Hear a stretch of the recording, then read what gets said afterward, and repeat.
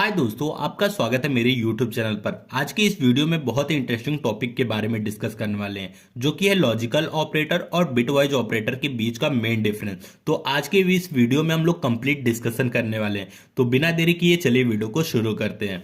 तो हमारा जो पहला डिफरेंस है वो है use to evaluate conditions and return a boolean value. ये क्या करता है? कंडीशन को इवेलुएट करता है और बुलियन वैल्यू रिटर्न करता है। बुलियन वैल्यू मतलब ट्रू और फॉल्स वैल्यू रिटर्न करता है। अब बिटवाइज ऑपरेटर की बात करें तो operate at the binary level and manipulate individual bits. ये क्या करता है? बाइनरी लेवल पर ऑपरेट करता है और इंडिविजुअल जो बिट्स होते हैं उसको मैनिपुलेट करता है। तो ये हो गया हमारा पहला डिफरेंस। दूसरा डिफरेंस में हम लोग देखते हैं इसका एग्जाम्पल क्या है। तो लॉजिकल ऑपरेटर का एग्जांपल है लॉजिकल एंड, लॉजिकल और लॉजिकल नॉट। और बिटवाइज ऑपरेटर का एग्जांपल है बिटवाइज एंड, बिटवाइज और, बिटवाइज एक्सओर, बिटवाइज नॉट। तो ये हो गया बिटवाइज ऑपरेटर का एग्जांपल। अब थर्ड डिफरेंस है हमारा work only with the Boolean value. Logical operator Boolean value के साथ काम करता है, जो कि होता है ट्रू और फॉल्स। और bitwise operator work with the binary representation of the integer, मतलब इंटीजर वैल्यू की जो बाइनरी रिप्रेजेंटेशन होता है उसके साथ बिटवाइज ऑपरेटर काम करता है। तो ये हो गया हमारा तीसरा डिफरेंस। अब चौथा डिफरेंस हमारा use in the decision making statement like if else to check condition.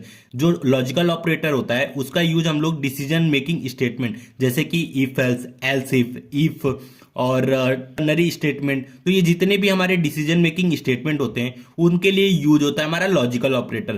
किस लिए यूज होता है? कंडीशन को चेक करने के लिए यूज होता है। और चौथा डिफरेंस है बिटवाइज ऑपरेटर का use in low level operation such as encryption, masking and hardware program. इसका यूज हम लोग लो लेवल ऑपरेशन जैसे कि इंक्रिप्शन में यूज करते हैं, मास्किंग में करते हैं और हार्डवेयर प्रोग्राम में करते हैं। तो ये हमारा चौथा डिफरेंस हो गया। अब पांचवा डिफरेंस है perform short circuit evaluation if the result can be determined from a one operand and other operand is not evaluated। ये क्या करता है? शॉर्ट सर्किट को इवेलुएट करता है। अगर हमारा जो रिजल्ट है एक ऑपरेंट के इवेलुएट करने से आ जाता है तो दूसरा ऑपरेंट को इवेलुएट नहीं करेगा। और बिटवाइज ऑपरेटर के केस में do not perform short circuit evaluation, both operand और ऑलवेज इवेलुएटेड। मतलब ये क्या करता है? शॉर्ट सर्किट इवेलुएशन को नहीं परफॉर्म करता है और दोनों ऑपरेंट को इवेलुएट करता है। तो ये हो गया हमारा पांचवा डिफरेंस। और छठा डिफरेंस है always return a boolean value, जो कि हमने ये पढ़ा ही है कि जो लॉजिकल ऑपरेटर होता है हमेशा बुलियन वैल्यू रिटर्न करता है।